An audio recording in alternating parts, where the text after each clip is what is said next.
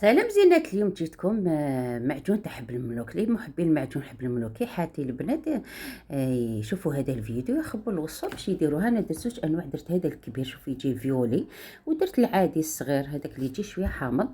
تاكلوه وحده الصباح البنات يجي هايل، ولا مع المسكوتشو، ولا تاكلوه مع المسمن بالخبز يجي ما شاء الله. شوفوا البنات هذا اللي درتو شويه صغير يجي اللون تاعو رايح كما قلت تشوفوا، يعني يعني الكغونه يجي اللون تاعو.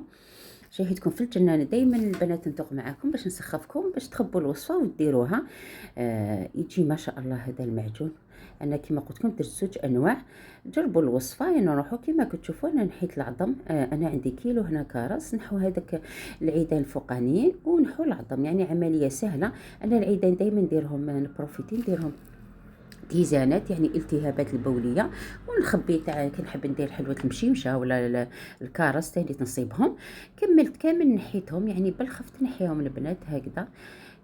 وعندكم هذه النوعيه المتوسطه اللي تجي شويه حامضه، ديروا لكل كيلو. وهذه الكبيره الحبه شوفوا البنات تقدروا تاني ديروا هكذا البنات تخرجوا العظمه. عندي لكل كيلو يعني حبل الملوك هذاك اللي يجي متوسط، عندي 600 غرام سكر. عصرت زوج مغارف عصير البرتقال، خلوها ليله كامله، يعني ما ديروا لها لا ما لا والو. من بعد صفوها باش يقعد لها هذيك الحبات تاعكم واقفين كيما درناها معاكم تاع لافخاز البنات تاع البخسيس تاني كي تحبوهم حبات. كنا درنا معاكم بزاف انواع تاع المعجون تشوينه.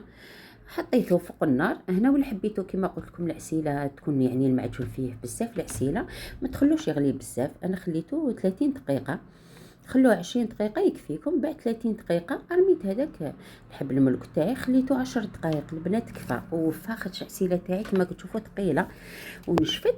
هنايا نحو الفراره باش ما يقراص لكمش المعجون، نحيتها كامل. ولا حبيت خفتوا يفيدوا لكم حطوا غير مغرفه تاع الحطب هكذا، يعاود يولي زمان كانوا يديروا هكذا. كي صفيتها كامل وخليتها 10 دقائق طفيت عليها.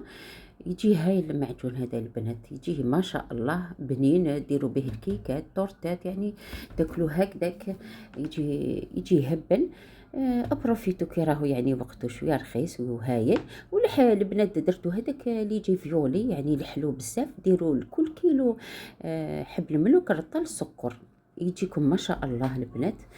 جربوا هذا المعجون وديروه بصحتكم. هنايا كما كتشوفوا هذيك العسيله نعاود نحي الفرار الفوقانيه نعاود نرجعها، وبصحتكم. زينات فيديو